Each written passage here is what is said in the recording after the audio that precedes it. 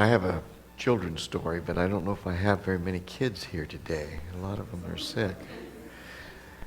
Do I have any kids that want to come up? Thank you, Jasmine. Yeah, all right. I got another kid coming up too. That's it. There we go. There you go. Any of you younger ones want to come up? I got a children's story. All right. There you go. Boy, it makes me feel good. The rest of you can listen. The rest of you guys can listen to our children's story. All right. Are you listening? I'm listening.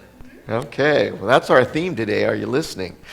I have a story about happened many years ago, and most of us get our ice now from the refrigerator, right? You know, you go to the refrigerator, you push the button, and the ice cubes come out into your glass, you know, that kind of thing. But, you know, before electricity, what did they use to cool things down? Yeah, they had ice chests, right? I remember when I was in California that I didn't have a refrigerator, and I moved into this apartment that didn't have a refrigerator, and so I had to have a something to keep my milk cold and my cheese cold and everything else that needed to be cold, and so I had an ice chest, and most of the time we used that during the summer when we put our cold drinks and stuff in, but I was using it as my essential refrigerator, and so every day I'd have to go get ice and put in the ice chest. But it used to be that, and I remember at Gladstone camp meeting, that they didn't have electricity to all the cabins, and so they would have these ice chests, and you would have to go get big blocks of ice and put in those ice chests, and that's where you would cool things down. And so that's, I was one of the little guys that had a wagon, and I would take that little wagon, and some of you might remember that.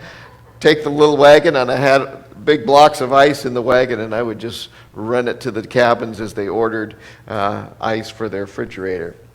Well, back in the days this story comes from is that there was an ice house where they would make these blocks of ice. And how they would keep that ice from melting is they would put it into sawdust. Did you know that?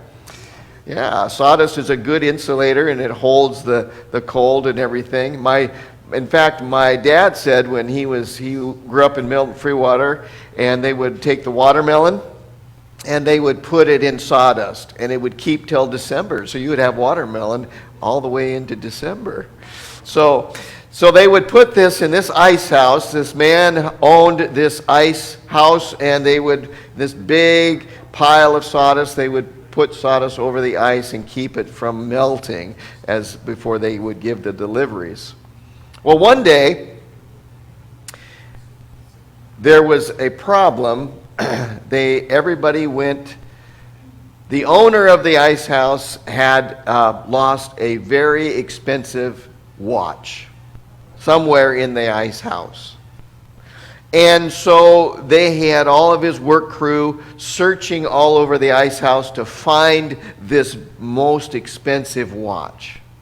So they looking all over, and they went to this part, they went to that part, and then they looked at the big pile of sawdust that went clear to the ceiling, and they said, that's like hunting for a needle in a haystack.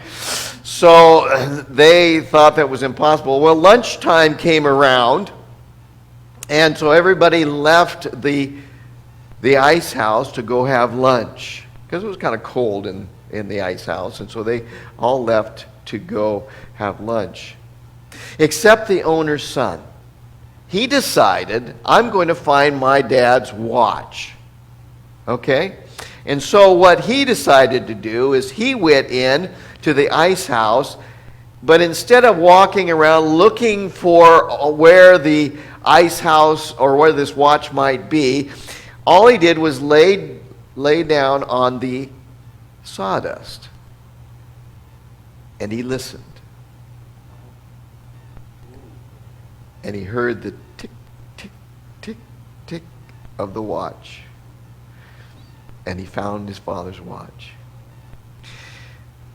You know, oftentimes we are very good at talking, but not very good at listening. And I think even especially when it comes to our relationship with God, we do a lot of talking, but we don't do a lot of listening. And God wants to talk to us. You know, we recognize our voices of people we know on the phone, right? We don't even have to know, they don't even have to identify themselves because we know their voice.